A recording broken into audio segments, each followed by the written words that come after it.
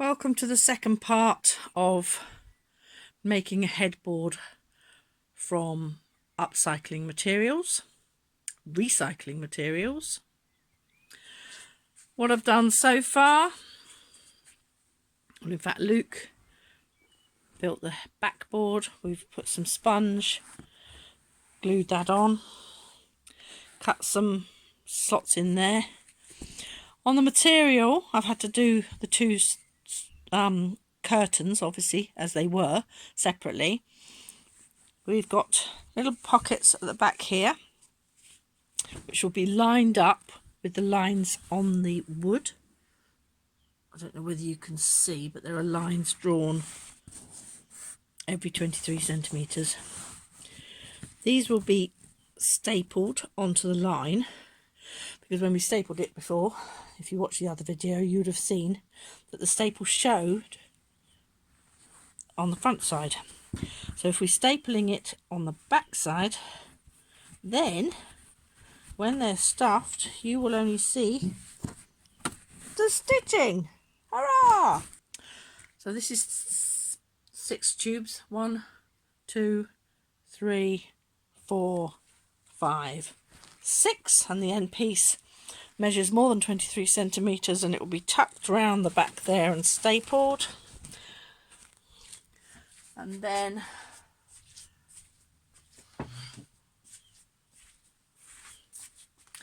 we've got 3 columns here, so we shall staple that on, and then from the back we will staple this on, so that you don't see the staples, but because further on down on the tubes you would again, so I've had to do the pockets there. And it looks like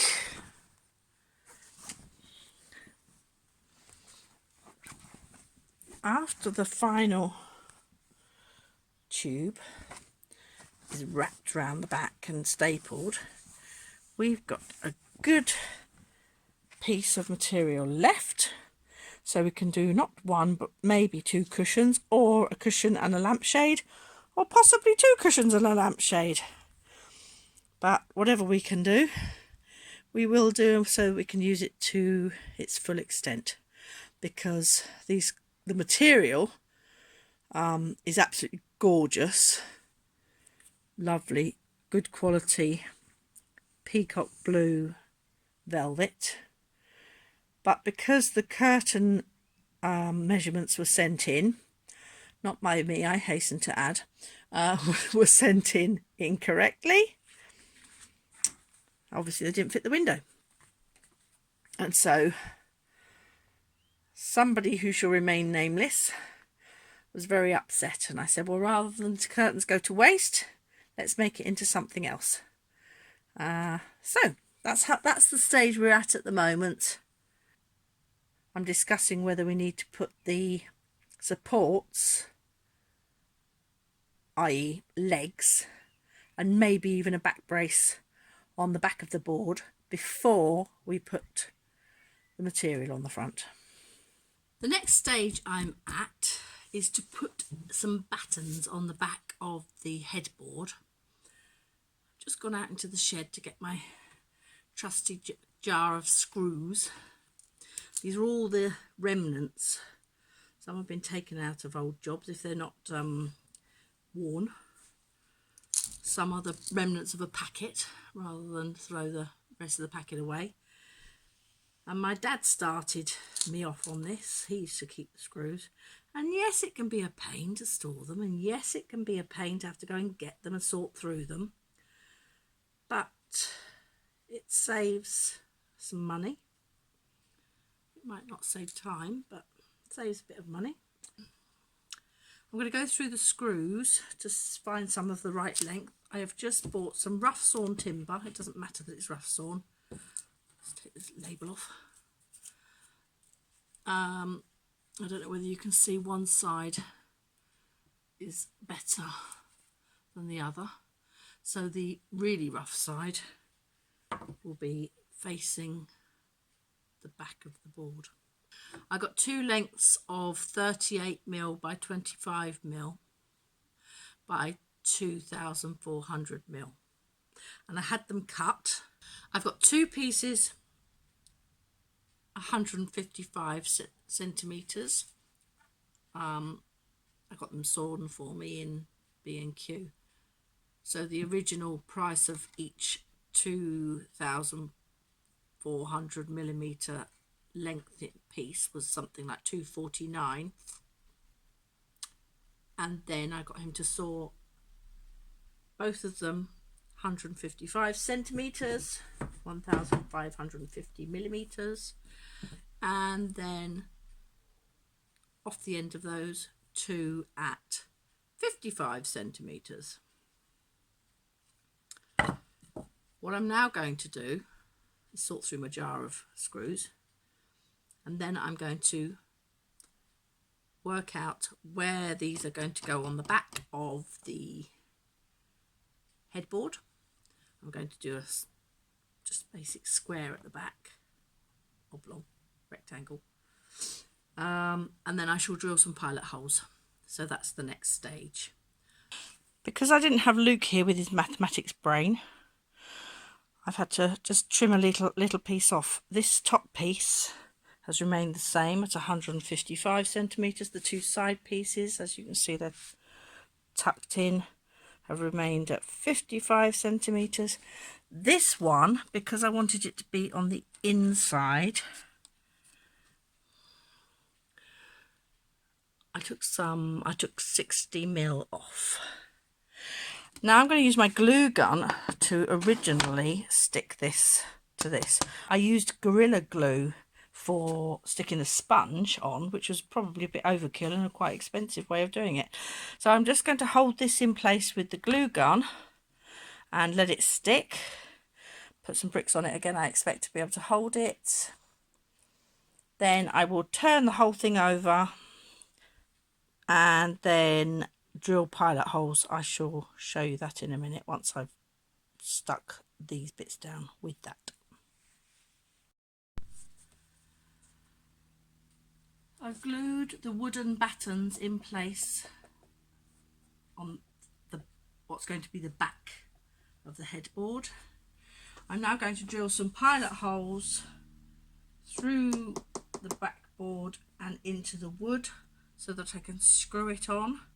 The reason why I've decided to put a frame, if you like, on the back of it is because I was lying in bed the other night thinking about this project, and because I hadn't taken the advice of my husband, who says if you fail to plan, you plan to fail.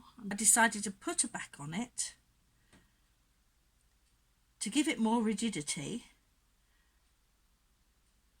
and we obviously need to keep it away from the wall. It'll give also, when we tuck the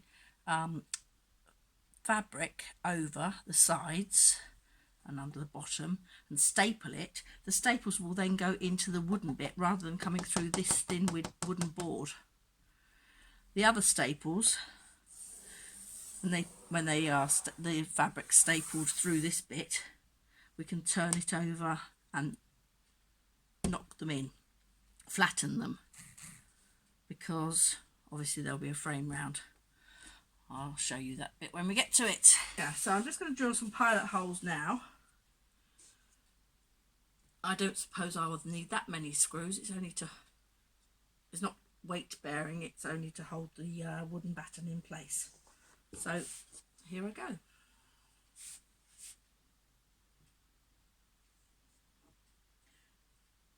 I'm not going to do it on the lines because obviously that's where the staples are going to go, and I don't want to hit a screw with the staple, so I should do it just to the right or just to the left of the lines.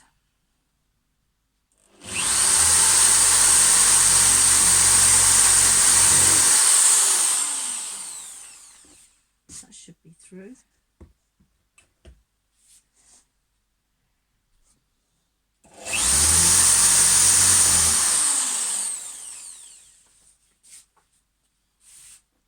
Let's give it another quick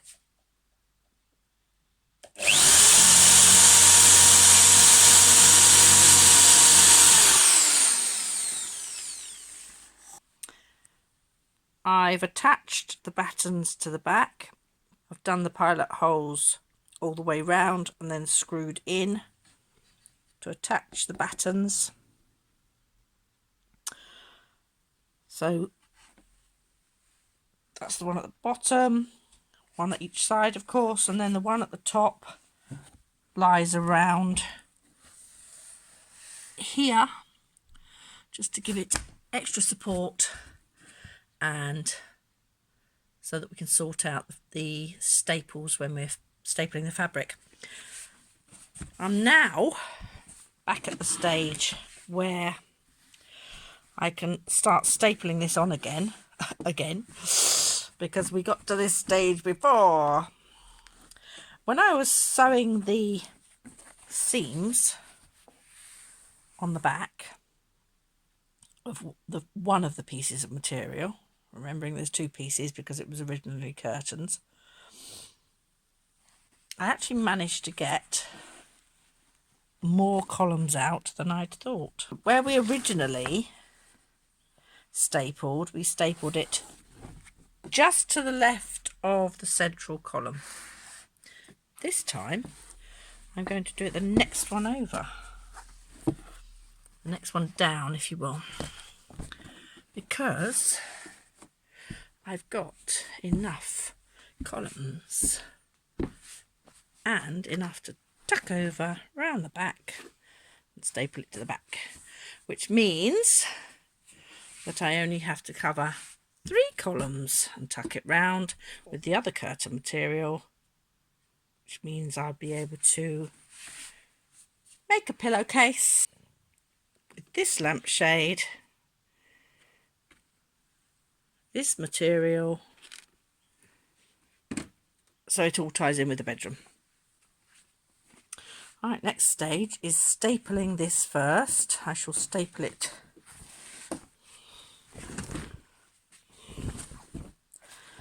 that way first, and then I shall staple the next column. I don't know yet whether I'm going to staple stuff, or if I'm going to staple them all, stuff them. Haven't decided yet. As you know, it keeps changing every time I plan to do something. Something else happens. We have to approach it from a different angle. So we shall see as we go along.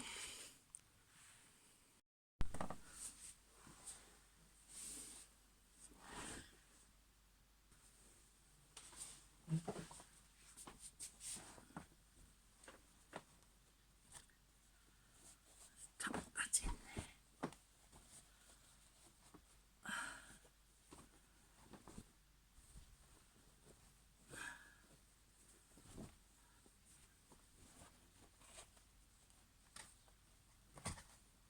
Oh, it's all this excess stuffing that was in there from before. And pop one in there. Now I'm going to just pop one in here because, interestingly enough, kind of consciously plan this, but if I had done the excessive seam of, oh, I don't know however many inches it was that Luke suggested,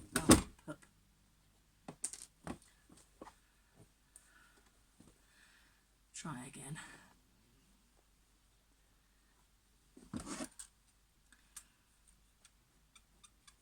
That Luke suggested.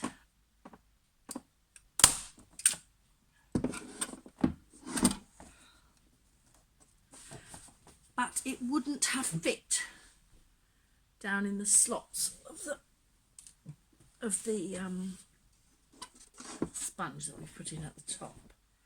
Make sure that's straight. Yes, it is. Have I put that in properly? No, I haven't. Oh, well, I don't know where that staple went then. Better do it again.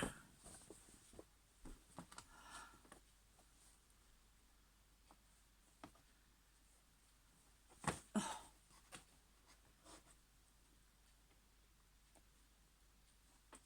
Certainly can't.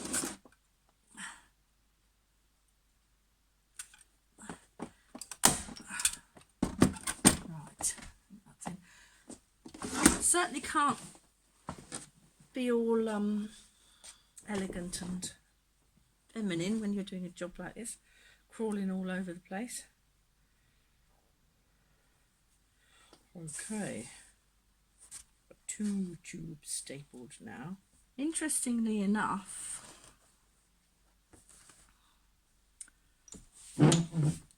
where I've put the slits in the sponge, I just allowed about 1 inch of the seam, as you know, and it just about goes round there. So I'm going to, in the next column, I'm going to staple that piece first, making sure I've got enough material, because it should be enough material as it was mathematically worked out to make the tube, allowing for the seams. But you know these projects that I get up to, never quite sure whether they're totally going to work first time round, and very often they don't. I have to unpick and redo. Okay, so I shall continue on struggling and stapling.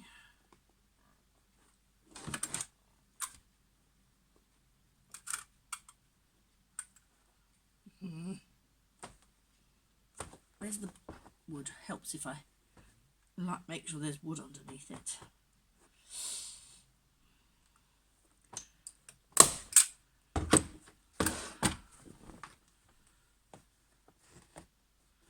Good.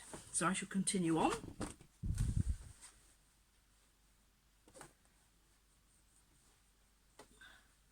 And I shall show you the next bit when I have done it. I've stapled all the tubes now, apart from the end piece here. So what I'm going to do is turn it over at this stage,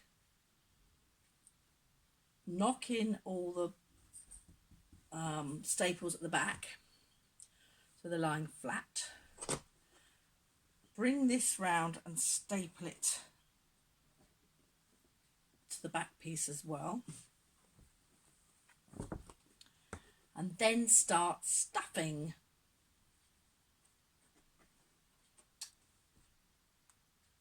We'll see how it goes. I've been stuffing the first tube from both ends. Not the first tube, sorry, the second tube. The reason why I haven't done this one yet is because I want to be able to join the other bit of material on first. And I've realised I've made another boo-boo because I tucked the selvage edge in. So the other selvage edge will have to be tucked in the other way.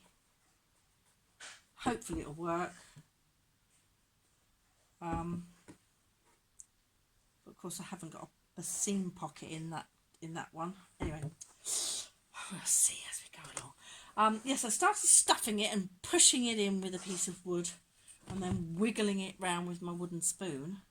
But it wasn't working very well. What I've now realised is that what I have to do is take little bunches.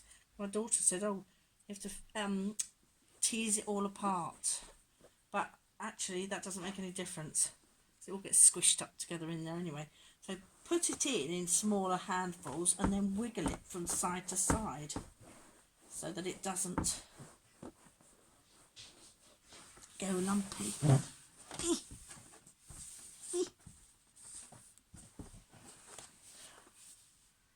Lazy man and all that. Right.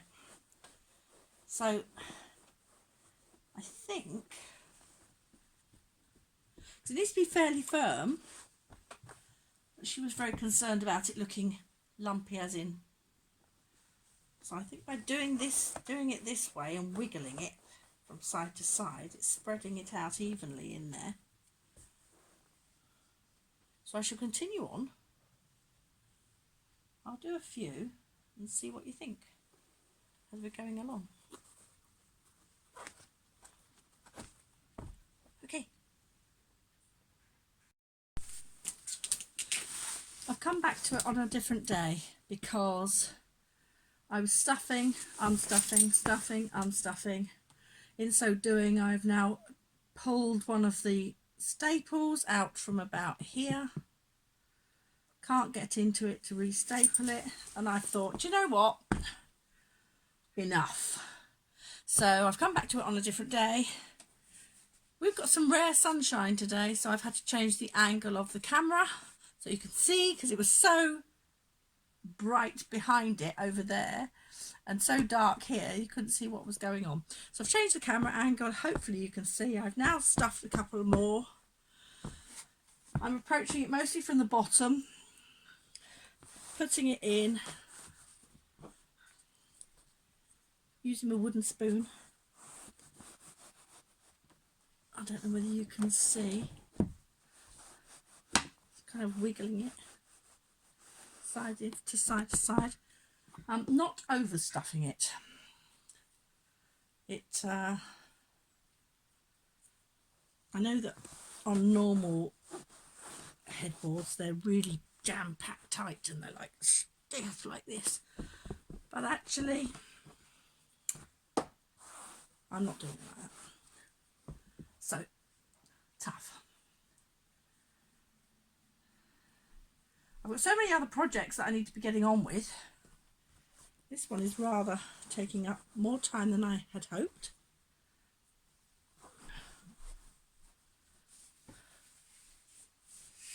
So I'm just getting on with it now. I'll show you. So I've done the bottom bit. I whiz round the other side.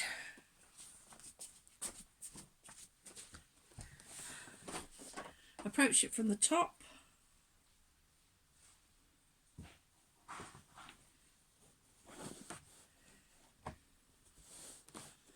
Kind of put it in over the foam area. I will wiggle it with my spoon a bit. Wooden spoons! They come in for so many useful things. Okay, so also what I'm trying to do is kind of butt it up against the sponge. If you remember, there was sponge at the top there. Butt it up the edge of the to the edge of the sponge here, and then kind of overlay the sponge a little bit so that you don't get an obvious ridge where the sponge is, or foam, whatever you like to call it, and where it isn't. I've done it on each of these. I will then probably have to, I've got some more, a bit of sponge and or wadding, which I may put on the edge. See if you can see on the edge where the wooden piece backing is there, and obviously the sponge comes up to the edge of it. I may bring it round a little bit to protect this wooden. I know it doesn't show, it won't show as such, but I don't want to be extra wear and tear on the velvet, which it will do if it's rubbing on the wooden bit there. So I will probably pad a little bit around there as well when the time comes.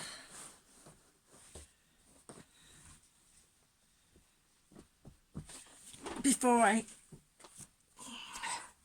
back round the other way, before I staple it down at the top. Ooh. Oh, of course, I was going to say it seems narrow in there. Of course, it's narrower. There's some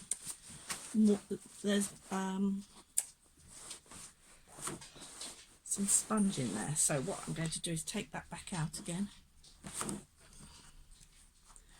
push that up and smooth it across the sponge. I'll have to do this in much smaller little globules.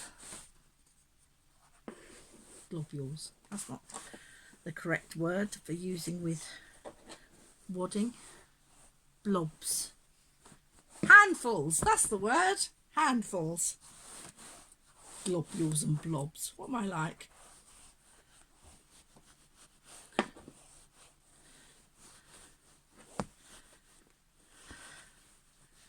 Wiggle, wiggle, wiggle. So as you can see, I'm trying to wiggle it over the sponge and up against the sponge without there being too much of an obvious ridge. Oh, I'm being demanded. My time's being demanded again from Albert. He's ready to go on his walk, and I have to take some other dogs out as well today.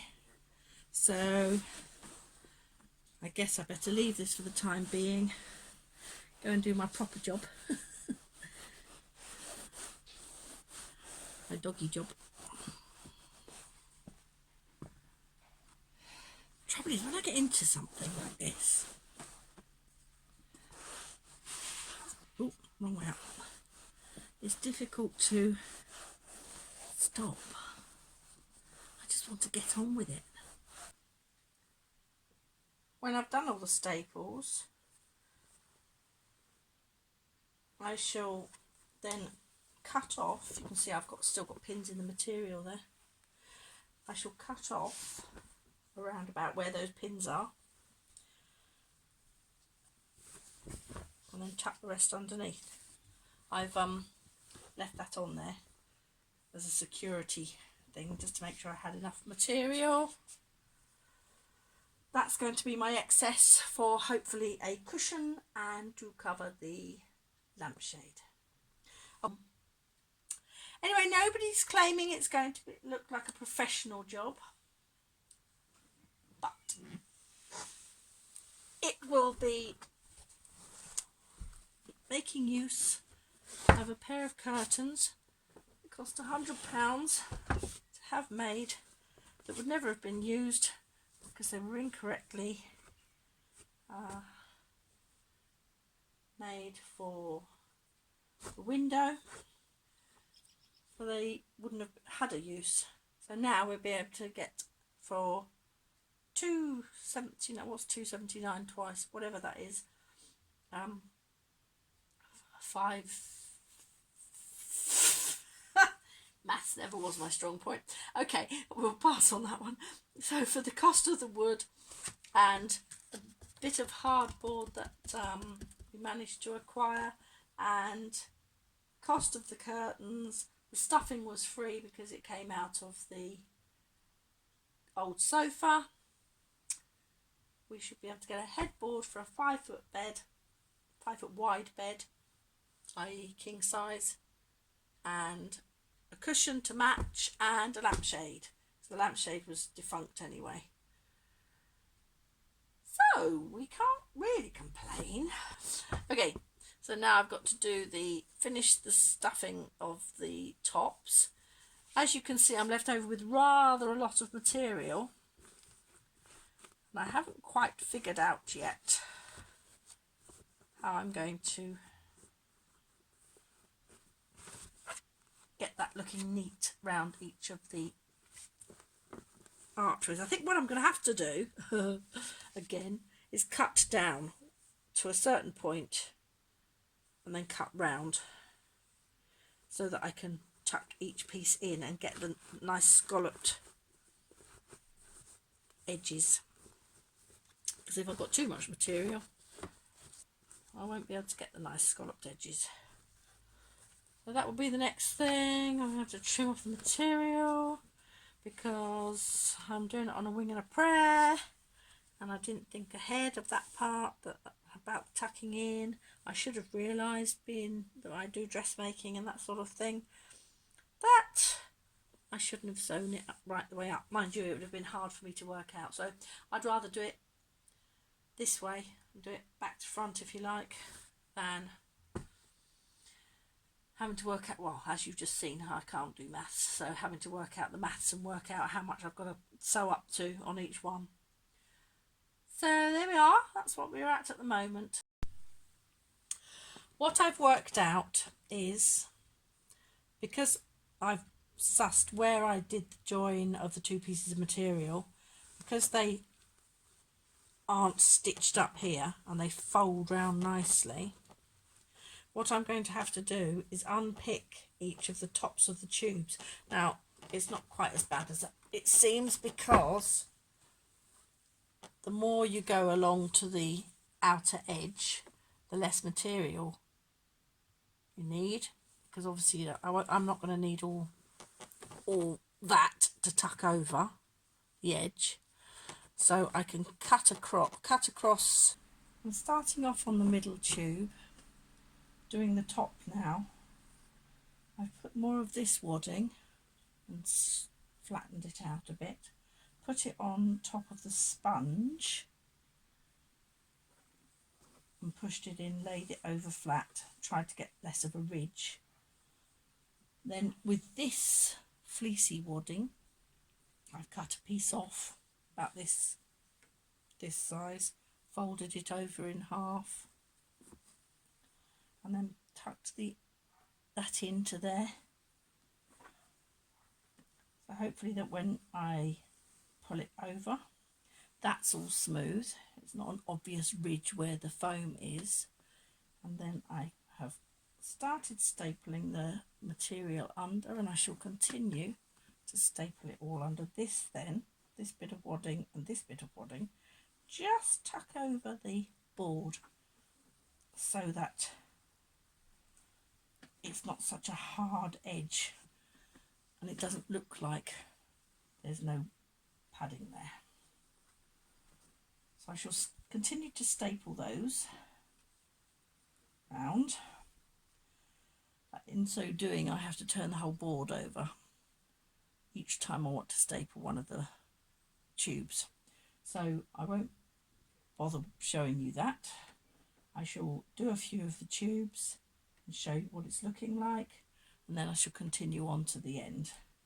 So I've done the middle three,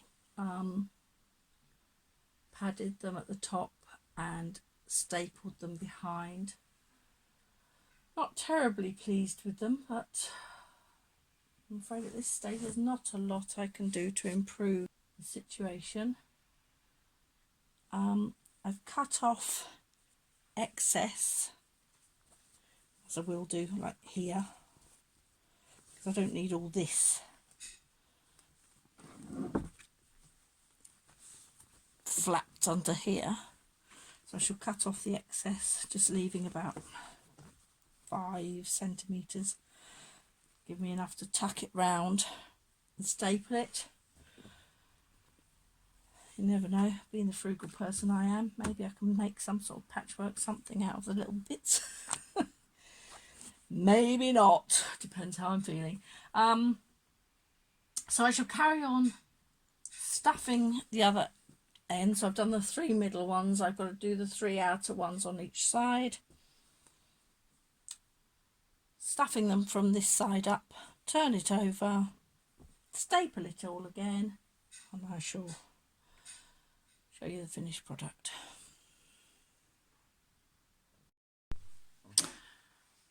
Okay, so that's the finished product. I've taken it away from in front of the window because I think the window, the light behind it, accentuated the creases a little bit more. Because obviously being handmade, you don't get that nice smooth finish that you do in factory make. I'll just show you. I've just popped it in between 2 units at the moment. This is the unit I'm going to be making over another time. Yeah, where I've had to staple it, but bring it around and staple it, you can see there's odd creases along the top, which I'm not happy with, but haven't got a lot of choice. Anyway, there's the finished product. You know, when you start something and you think, oh, this should be all right, and by the end of it you think, I'm so wish I hadn't started this. Well, it was a bit like that with this project. And in fact, I've just seen another bit here that I'm not happy with. I think I might unstaple that again at behind and put some more stuffing in there, which I did with one down here somewhere. So I shall do that again, seeing as it's the main one, it's at the top. And then that's it. No more. I'll go on and make the lampshade and the cushion. Perhaps I can show you those in another video. Anyway, that's it for now.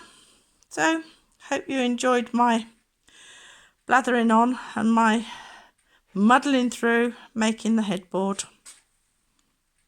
out of a sofa and some old curtains.